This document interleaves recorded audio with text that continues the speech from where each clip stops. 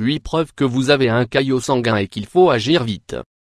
Le sang, ce sacré liquide rouge qui joue un rôle important aussi bien dans la diffusion d'oxygène nécessaire aux processus vitaux, que dans l'acheminement d'un ensemble de substances, glucose, hormones, eau, minéraux, urée, d'une partie au reste du corps.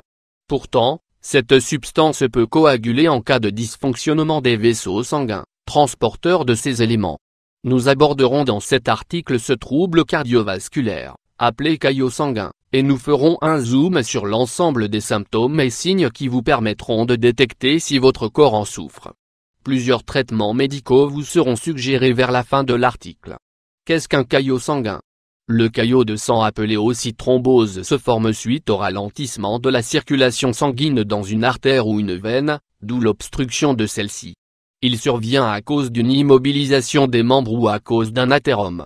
Ces conséquences peuvent être dangereuses car cette obstruction empêche d'apporter de l'oxygène et des nutriments aux organes du corps. Quels sont les symptômes d'un caillot sanguin?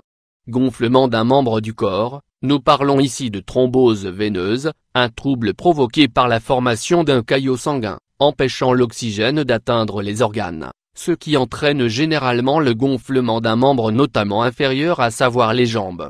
Sensibilité et douleur au niveau des jambes. La douleur ou la sensibilité dans la jambe est un symptôme de thrombose veineuse profonde. Cette douleur à la jambe se ressent généralement à travers des crampes. L'apparition d'ecchymoses, ces lésions cutanées se manifestent généralement lors de l'apparition d'un caillot de sang. Nous vous invitons à faire appel à votre médecin si la zone concernée est chaude au toucher.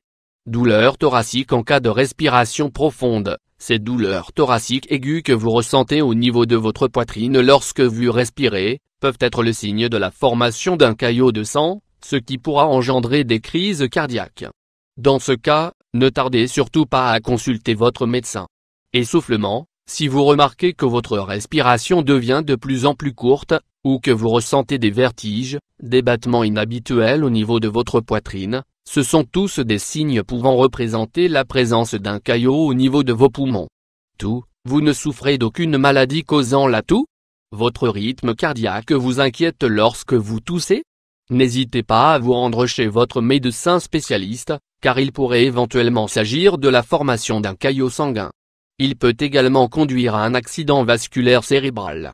Lorsque cela se produit, les résultats peuvent être graves, voire mortels. Maux de tête aigus. Un caillot sanguin cérébral se manifeste souvent à travers des maux de tête fréquents et aigus, accompagnant une baisse au niveau de l'ouïe. Douleurs abdominales. Un gonflement et des douleurs abdominales sont parfois des signes d'un caillot sanguin dans cette partie du corps.